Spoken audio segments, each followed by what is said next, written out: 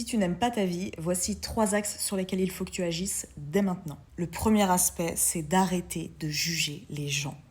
Le jugement que tu portes sur quelqu'un, il en dit bien plus sur toi, sur tes propres limites, sur tes propres désirs, que sur la personne que tu es occupé à juger. Ne la juge pas, tu ne la connais pas, t'es déjà occupé à la juger. Ça s'appelle tout simplement l'effet miroir. C'est très intéressant. Je t'invite à creuser cette notion si ça ne te parle pas. Quand tu critiques, quand tu compares, quand tu méprises, ça veut dire que ton cerveau il est focalisé sur la séparation, sur le manque, sur la négativité. Ce sur quoi notre attention est focalisée grandira. C'est irrémédiable, ça s'appelle la loi de l'attraction. A l'inverse, quand tu apprends à observer sans être dans le jugement, tu libères une quantité énorme d'énergie mentale. Et cette énergie mentale, elle peut être dirigée vers la seule personne qu'on a besoin, c'est-à-dire toi. Deuxième conseil, c'est d'apprendre à dire adieu à ce qui t'épuise, même quand c'est difficile. Que ce soit un job, une relation, une dynamique, une personne de ta famille, une habitude. On garde souvent des habitudes ou des personnes dans nos vies pour des mauvaises raisons, pour des questions de peur, parce qu'on a peur de décevoir, parce qu'on a peur du vide, parce qu'on a peur du changement, parce qu'on a peur de regretter. Mais la vérité, c'est que de rester auprès de ce qui te vide, ça te coûtera toujours plus cher que de t'en séparer. C'est souvent un grand manque de confiance envers l'univers, envers Dieu, envers la vie,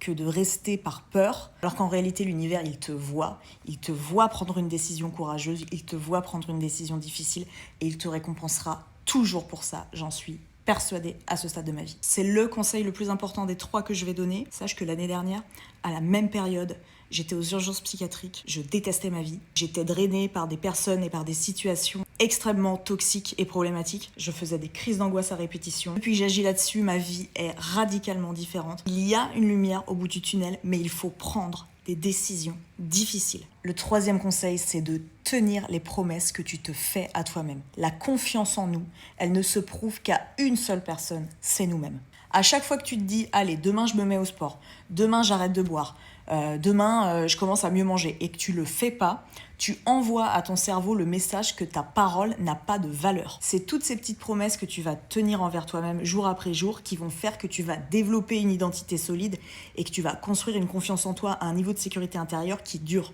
Le véritable changement, je ne cesserai de le répéter, il s'instaure à travers des micro-preuves quotidiennes, des micro-petites actions répétées tous les jours quand personne te regarde, qui renforcent ta confiance en toi, qui te prouvent à toi-même que tu peux compter sur toi-même.